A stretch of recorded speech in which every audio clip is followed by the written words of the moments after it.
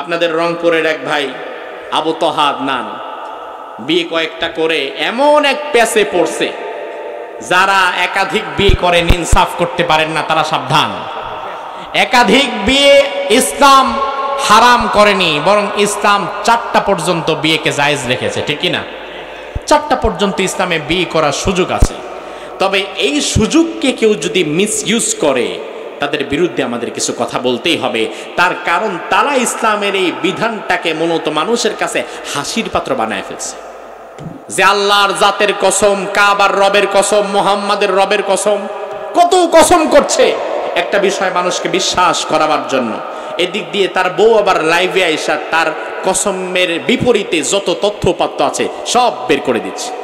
ইসলাম একাধিক বিয়েকে জায়েজ করেছে, আপনার প্রয়োজন হলে অবশ্যই করতে পারবেন, তবে ধরবেন আর ছাড়বেন এত সুযোগ ইসলাম আপনাকে দেয় নাই। ইসলাম বলেছে ফানকিহু মা তাবা লাকুম মিনান নিসা মাসনা সুলাসা ওয়া রুবা, 2টা 3টা 4টা পর্যন্ত করতে পারবা, একই সাথে 4-এর বেশি না। তবে ইনসাফ যদি করতে না পারো, ফাইন খিফতুম আল্লাহ তাদিলু, ইনসাফ যদি করতে না পারো, হুজুর তাইলে কয়টা? ইনসাফ যদি করতে না পারে তাহলে কয়টা? এর বেশি? ইনসাফ করতে না পারলে একটা, এর বেশি না। তার কারণ ইনসাফ যে করতে পারবে না এমন ব্যক্তি যদি 2 বউ বিয়ে করে, ছোট বউটারে নিয়ে সারাদিন থাকে, সারা মাস থাকে, সারা সপ্তাহ পরে থাকে, বড় বউয়ের খবর নেয় না, কাছেও আসে না, এমনও কিছু জালিম আছে না নাই? কিয়ামতের দিনে এই লোকগুলো যখন উঠবে তাদের এক সাইডে গোশত থাকবে না, বিকলাঙ্গ হয়ে উঠবে। এখন কে দোষী আর কে নির্দোষ সেটা আমরা জানি না। আমি বলবো না যে আবু তহা আদনান নির্দোষ বা তার স্ত্রী দোষী। কে দোষী কে নির্দোষ সেটা আল্লাহ ভালো জানে। কিন্তু বিষয় হচ্ছে নারীদের চক্রান্ত কিন্তু বড় ভয়ঙ্কর। কোরআনে আছে না নাই? আল্লাহ রাব্বুল আলামিন কোরআনের মধ্যে বললেন ইন্না কাইদাশ শাইতানি কানা যায়ীফা, নিশ্চয়ই শয়তানের চক্রান্ত দুর্বল। আবার কোরআনের মধ্যে আল্লাহ অন্যত্র বললেন ইন্না কাইদা কুন্না আযীম, নিশ্চয়ই নারীদের চক্রান্ত ভয়ঙ্কর। আল্লাহ রাব্বুল আলামিন জুলাইখার চক্রান্ত বোঝাতে গিয়ে দুনিয়ার মানুষকে বললেন জুলাইখার চক্রান্ত ছিল ভয়ঙ্কর। তবে এ কথা বলতে গিয়ে আল্লাহ তাআলা জমার শব্দ ব্যবহার করেছেন। শুধুমাত্র জুলাইখাকে যদি আল্লাহ বোঝাতেন তাহলে আল্লাহ বলতেন ইন্না কাইদাকি আযীম, কিন্তু আল্লাহ বললেন ইন্না কাইদা কুন্না আযীম, জুলাইখাদের চক্রান্ত ভয়ঙ্কর। আল্লাহ বুঝিয়ে দিলেন জুলাইখাদের বলতে আল্লাহ বুঝিয়ে দিলেন জুলাইখা কেবল শুধু ইউসুফের যুগে একজন নয়, যুগে যুগে ইউসুফের মতো পবিত্র মানুষ যেমন আসবে, আবার জুলাইখার মতো কিছু চক্রান্তকারিনী নারীও তেমন আসবে। কথায় কথায় বউ একটারে ভালো লাগলো না, তরকারিতে লবণ কম হয়েছে, এই হারামজাদি লবণ কম দিলি কেন, তুই তালাক। পরের দিন আবার আরেকটারে বিয়ে করে। ইসলাম একাধিক বিয়েকে জায়েজ করেছে, আপনার প্রয়োজন হলে আপনি একাধিক বিয়ে করবেন, কোনো সমস্যা নাই। একাধিক বিয়ে করা কখনো খারাপ বিষয় নয়, প্রয়োজন হলে অবশ্যই করতে পারবেন। তবে কথায় কথায় বউ তালাক দিয়া নতুন নতুন বিয়ে যারা করে তারা মূলত ইসলামের এই বিধানটাকে হাসির পাত্র বানিয়ে ফেলছে। কথা কি ঠিক কিনা? মানুষ বুঝে না। আল্লাহ তাআলা এই বিধানটা সহজ করেছেন। ওই দিন দেখলাম কথায় কথায় কসম করতেছে যে আল্লাহর জাতের কসম, কাবার রবের কসম, মুহাম্মাদের রবের কসম, কত কসম করছে একটা বিষয় মানুষকে বিশ্বাস করাবার জন্য। এদিক দিয়ে তার বউ আবার লাইভে আইসা তার কসমের বিপরীতে যত তথ্যপাত্র আছে সব বের করে দিচ্ছে। এখন কে দোষী আর কে নির্দোষ সেটা আমরা জানি না। আমি বলবো না যে আবু তহা আদনান নির্দোষ বা তার স্ত্রী দোষী। কে দোষী কে নির্দোষ সেটা আল্লাহ ভালো জানে। কিন্তু বিষয় হচ্ছে নারীদের চক্রান্ত কিন্তু বড় ভয়ঙ্কর। কোরআনে আছে না নাই? আল্লাহ রাব্বুল আলামিন কোরআনের মধ্যে বললেন ইন্না কাইদাশ শাইতানি কানা যায়ীফা, নিশ্চয়ই শয়তানের চক্রান্ত দুর্বল।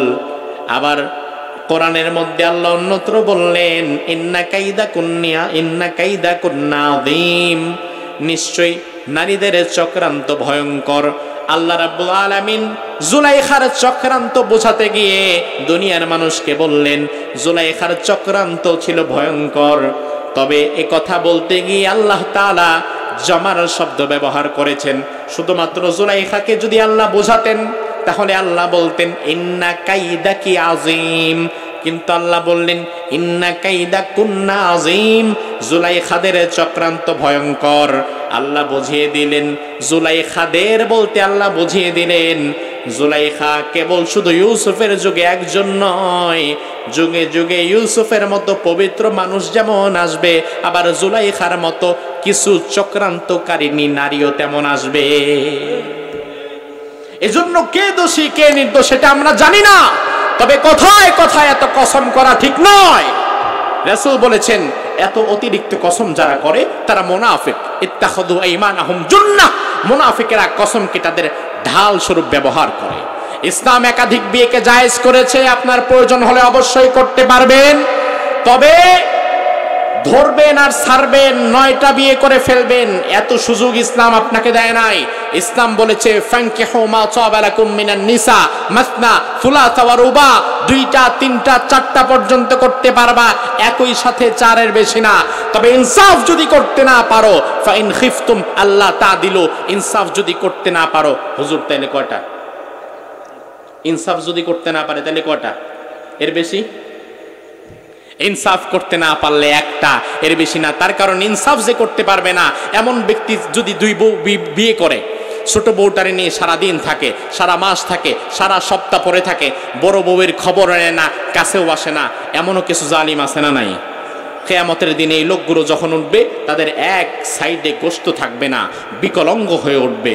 আল্লাহ তাআলা আমাদেরকে ইনসাফ করার মানসিকতা দান করুক, আমরা বলি আমিন। এরপরে আল্লাহ রাব্বুল আলামিন 10 নম্বর আয়াতের মধ্যে বললেন ওয়ালা তুতি' কুল্লা হাল্লাফিম মাহিন, যারা অহেতুক কসম করে, বারবার যারা কসম করে, এমন কসমকারী ব্যক্তিদের সাথে নবী আপনি থাকবেন না, তাদের অনুসরণ আপনি করবেন না।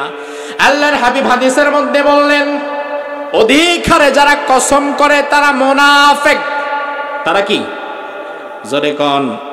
বর্তমান বাংলাদেশে কিছু মানুষ আছে, কিছু ব্যবসায়ী আছে, 20 টাকার 1 কেজি আলু বিক্রি করতে গেলেও আগে কসম কাইটা বসে থাকে, আছে না নাই? ভাই কত? ভাই 30 টাকা, ভাই 25 টাকা দেই, আল্লাহর কসম ভাই 20 টাকা কেনাই আছে। অর্থাৎ সে 20-30 টাকার জিনিস বিক্রি করবে, এখানেও কসম ঢুকাইছে। আল্লাহ রাব্বুল আলামিন আয়াতের মধ্যে বললেন মুনাফিকেরা ইত্তাখাযু আইমানাহুম জুন্নাহ, কসম করাকে মুনাফিকেরা তাদের ঢাল বানিয়েছে। কসম করে করে মুনাফিকেরা সব সময় পার পেয়ে যেতে চায়, এজন্য অধিক হারে কসম করা ঠিক নয়।